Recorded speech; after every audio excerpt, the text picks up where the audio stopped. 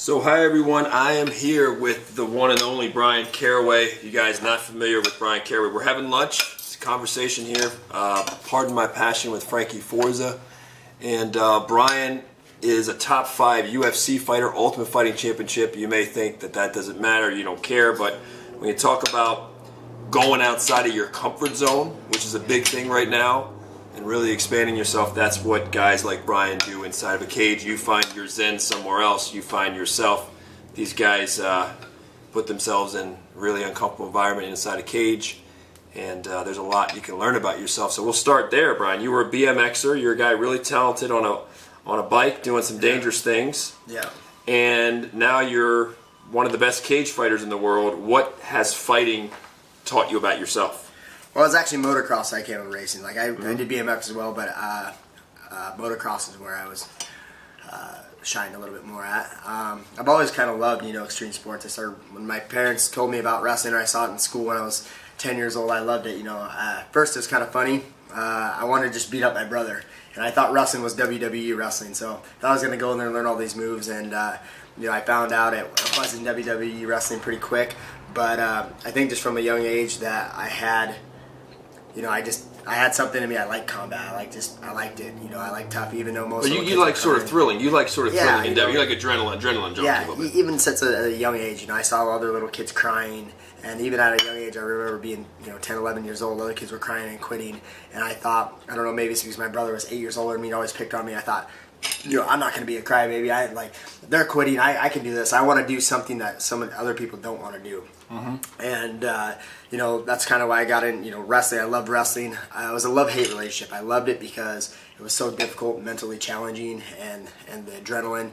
And a lot of people didn't really understand it or couldn't handle it. And that's kind of what ultimately led to mixed martial arts. Is a lot of people, when they said, "You're crazy," I can't believe you do that. Now the motocross. What's more dangerous though, cage fighting or motocross?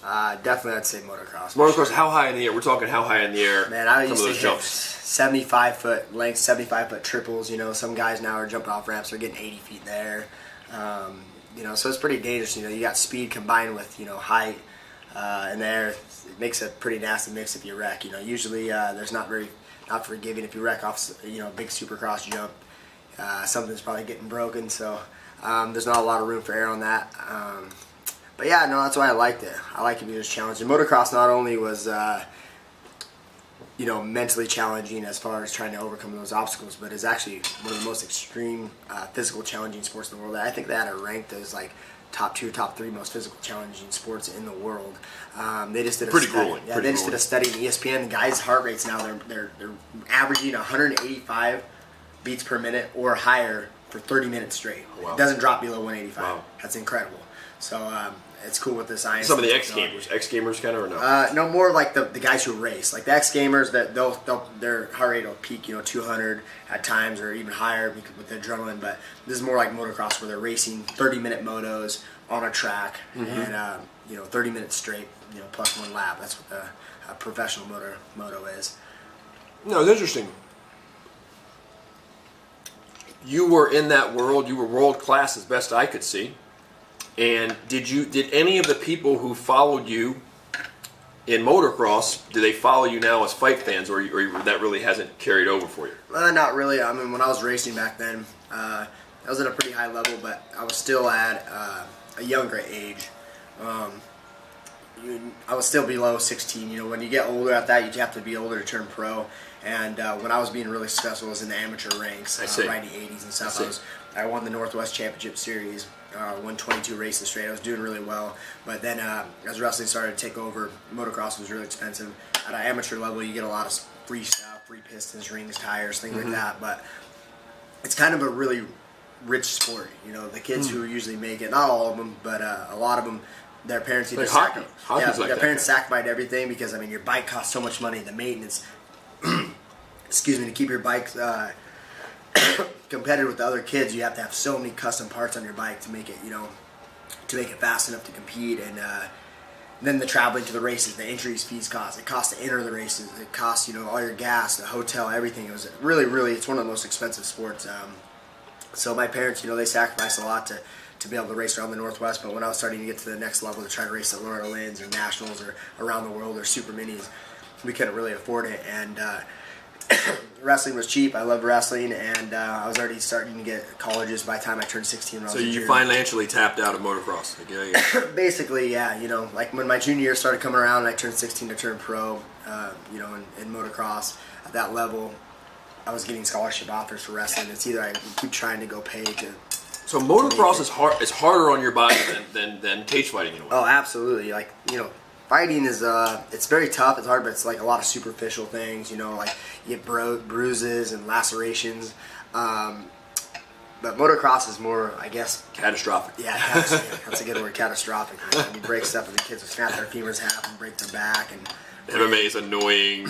Exactly. For a tough person. If you're a really tough person with a pretty good pain threshold, it's annoyances. Yeah, absolutely. But motocross is you ain't training. You're not getting on the bike. Yeah, it's beating you up pretty good as well. What's interesting to me is I always think about risk versus reward, and I see things on YouTube and I see people do things. And I'm like, okay, maybe I would do that, but not with the reward. Like I see guys on skateboards and they're doing crazy stuff. Dana White had something on his Instagram where the kid was like crazy high and went 60 feet or whatever and into a street, and I'm like, okay, I get that human beings can do that. I get that it's cool, but I fail to see the reward that would justify me. Like the dangling carrot is not enough for me. And I even feel that way. I feel like some people, like a Cale Sanderson, might be like that about UFC or something. Like Cale Sanderson's probably making, I don't know, $1 million or something coaching Penn State. Like absolutely, he probably could be, at the very least, an above average to good UFC fighter with some training, right? A guy, hard-nosed guy. Very cerebral as well. But it's like, well, what's the reward, right? So that some people, you've trained with them, some people who say, man, this guy could be a good fighter, but maybe they just don't see the reward. It could be they don't want to get punched in the face. That's usually it. Yeah. But it could also be, no, this guy's got the toughness, but he just doesn't see the reward. Maybe he doesn't want to fight for 3-3 or 2-2, whatever it is, or he just religious reasons, whatever. Well, sometimes it's just not your passion, Sometimes, it's just people don't maybe find it amusing to get punched and kicked. You know what I mean? There's not passion about that. Or passion, wrestling is a very hard grind as well, but you're not getting punched and kicked in the face where you're bleeding all over the place. Yeah, sure, you get bloody nose and cross face and stuff, but the main goal is not to actually damage and injure your opponent. So some people just don't find that appealing. They find, like Cale Sanderson, he loves the technical side and the work ethic of wrestling, and if you read some of the things he writes, he likes that part of it, the aspect of it, but not necessarily like getting punched in the face, Right. So that's a whole different level of breed of people who. So what's for the motocross stuff and even the cage fighting? What's the reward? What's so rewarding about it to make you assume big risk? Yeah. Well, first of all, you ever heard of motocross bike startup? Me just hearing it start up, especially if it's an old school two-stroke, just getting on and be able to ride that, that's the reward right there. Just be able to ride your motorcycle every day. But also, like you said, it comes back to passion. Like, you're just passionate about it. Like, I love motorcycles. I have like 10 motorcycles. Just to be able to get on my bike, to ride it, to hear it, to feel it, to like be one with it, and just to be curious to see what you can push yourself, push the bike limits to is what you can push yourself. Then also just mental challenging. You see something, you see a cool jump, a little bit of cool factor, like how sick would that be if I ever can rip that triple or hit that transition from, you're out in the Desert Valley of Fire or something. Vegas, you just look at rocks, Vegas, and you look at a rock and you think, man, I wonder if I can transition off of that over there, and you get out your shovel and you start digging stuff. So a little bit is just challenges, and then also this cool factor. Just be able to hit a sick jump and land it. It's like the accomplishment of being able to control your bike, and then just, I think it's just a fun factor for me. Like, I love riding, like all aspects of it. Like, just fun. I don't really try not to think about wrecking and the dangers of it. I try to think more about how awesome it would be if I land a sick jump. So just changing gears for a second, guys. I was talking with Bryan off camera while I was cooking here. We got some just standard black beans, avocado. Delicious, by the way. Don't let them bone broth pho, which we just whipped together. Did you put jalapenos in here? What's some kombucha? No, we didn't. But what's spicy in here? Something spicy. We put a little cayenne. We put a little the red pepper. You can go spicy on that if you want. But we were talking off camera about Bryan is a very good grappler, probably certainly one of the one or two best MMA fighters that I've trained with, you know, when it comes to the no-gi grappling. I mean, he's very crafty and cerebral, very high IQ with the grappling. I think that's why he's been able to do so well, converting over to UFC and cage fighting. He's very crafty and cerebral. But you know, we talk about black belts and so just pure grappling. You're a guy. Your game. Certainly, you're capable to beat a lot of black belts. You probably tap many in training, but you're not technically a black belt. So there's a guy like you hanging out there. It's got to be annoying if you ever go and you train with black belts and then you tap them, and it's like, damn, I just got tapped by a guy who's. I guess you're now a purple belt. Somebody gave him his purple belt, so it's not as painful on the ego.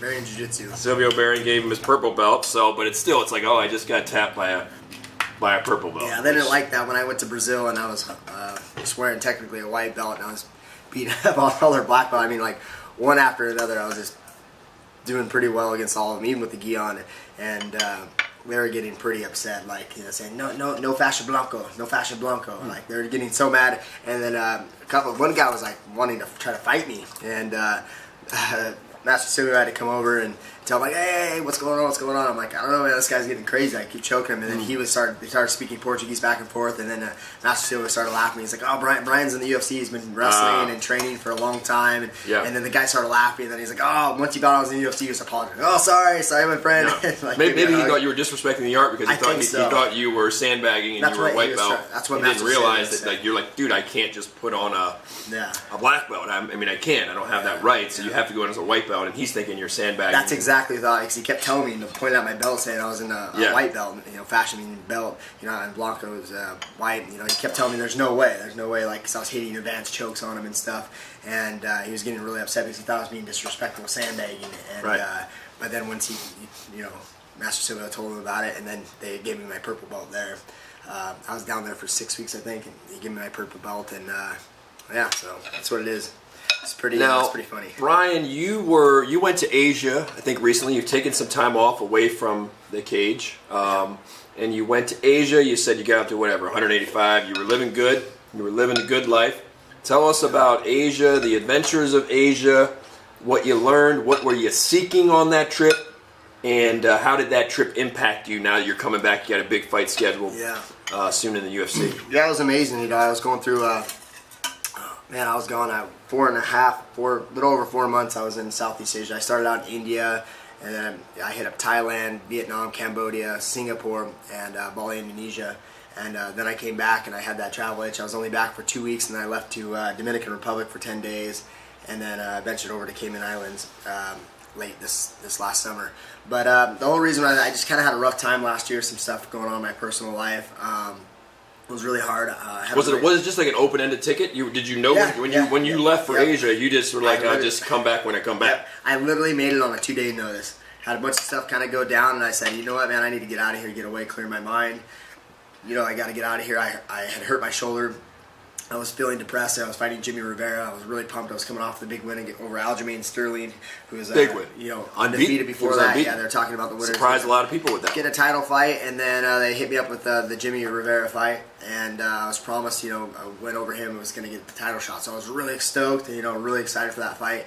And I had been having some really bad ongoing problems with my body, and I think I was overtraining that fight, and I hurt my shoulder right before Christmas. Kind of got in a really bad depression. Some other things in my life was going on that was just really hard, and I said, you know, I just need to I need a reset. I can't really train right now. My shoulder's shot, and I just was trying to figure out where to go. And Dennis Hallman, actually, one of my old coaches, he said, "I'm guy who's got 2 wins over Matt Hughes, 2 submissions. Man, his claim to fame, like 50-some wins." Yeah. Footlock, knee bar, he recommended the Asia then? Yeah, well, he hit me up and just randomly, it was kind of like by happenstance, just kind of random, he hit me up and said, hey, what are you doing? I see, he didn't even know I was fighting, or maybe he knew I hurt my shoulder, but he said, what are you doing? I could get you paid if you come over here to India. I'm doing the Super Fight League thing, where they're doing kind of like making teams, kind of like the NBA, like different teams have fighting. He's like, come over here and get you like do an appearance or something like that, and come visit. So I was like, you know what, this is a perfect time. So I'm gonna head to India,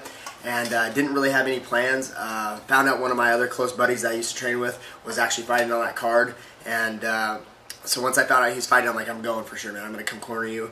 And that was probably 2 weeks before, and I was just planning to go to India. And during that time, I posted on my Facebook that I was going to India. So I had a superhuman gym that's actually out of Mumbai, India. They hit me up and said, "Hey, we want you to do a seminar here as well." So it kind of You get some cash. You get some cash out of it too. Yeah, it was kind of good. So I did a seminar, flew there, did the seminar in Mumbai.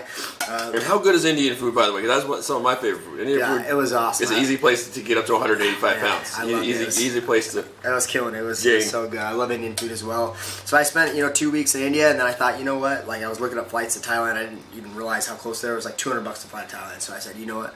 I'm going crazy. So I posted I was going to Thailand. I had a buddy from Kraken College said, I lived there for 2-3 years.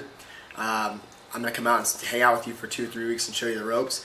And so I went to Thailand and met my buddy. He was with me for 2-3 weeks, and I just fell in love with it. I fell in love with the country, the people, the beach, the training, the beach. Everything was so cheap there, man. The food was. I love Thai food. Oh man, so pad Thai $1. You can get som tam. All kinds of soups. Everything was so cheap. Staying. You didn't really train, even though you did some of the seminars. You didn't really train. No, I didn't really train. I was so busy. Every single day, I'd wake up at 8-9 in the morning, and I'd be gone all day long exploring, hiking through the mountains, meeting people. And my buddy kind of showed me all the ropes all over Thailand for 2 or 3 weeks while he was there. Went down to Cambodia after we were in Thailand, visited Cambodia for 2 weeks, and then he had to fly out.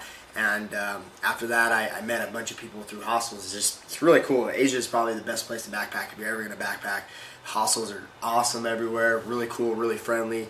A lot of European people there. A lot of people are really friendly. So I just got in a group with people, and every day I'd be with a different group. They say, we're going to a cave here, so I just jump with that group. The next day, someone's like, we're going to this waterfall, and you can just, everybody in the hostel was like kind of like a college dorm. Everybody was like no assholes anywhere. Yeah, it was just an asshole-free zone. It was really ridiculous. Everybody that travels there is so open-minded and like this. People ask you about your ears?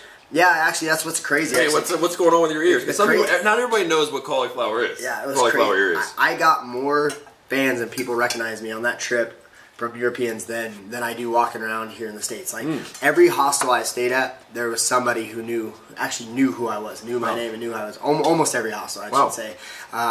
There's a lot of Irish people travel, a lot of English people, and they all recognize right away. So people were wanting to picture pose and all that stuff. So it was really cool. I actually met a lot of people that knew who I was. It was a pretty cool experience. So did Cambodia thing, went to actually North Vietnam, bought a motorcycle for $275. I bought a Honda Win 110.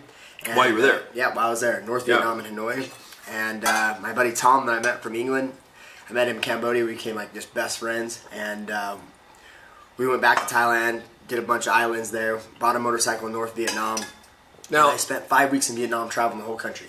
5 weeks. With a backpack and my motorcycle. Now, while you're doing all this, you're forgetting whatever it is you wanted to forget. You're resetting.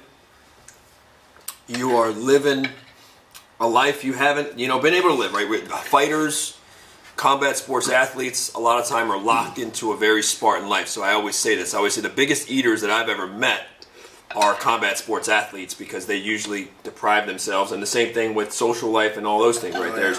You miss birthday parties, you miss barbecues. So, it's kind of like a binge. You reach a boiling point where you've lived such a Spartan life. You have some personal things going on. And you get out there, what is it, were you ever thinking about, hey, did the cage even cross your mind out there? I was like, no, for 4 months I just completely forgot about fighting and everything. There was so much to do and so much culture. It's an amnesia. It's like an amnesia. Yeah, it was ridiculous. There's so much culture to take in every day. There's so much stuff to do that I literally didn't have a single second to even think about anything else. Like, except for what was planned the next day. And it was an adventure every single day. I was riding my motorcycle through Vietnam for 5 weeks, and then went into Cambodia. And then from there, I went to Singapore. That was planned from the beginning to go to Singapore and teach some wrestling seminars there in Singapore. Evolve, work out with some of those guys. So that was planned. Kind of once I decided I was going to be there, I kind of planned that in a few weeks of my trip. That was cool. Went there, got to see Singapore. Not very big place, but it was absolutely one of the most amazing places for those 2 days. Just incredible. Yeah. Everything was so clean. One FC, Matt Hume. Yeah. Chatri, awesome. Lauren Mack. Good stuff. So, why did you, at the 4 month mark, why did you say, okay, actually, let's not, I'm gonna edit this down and then I'm gonna hit it on here for 20 minutes. Kill that edit right there. Good stuff. I'm gonna ask you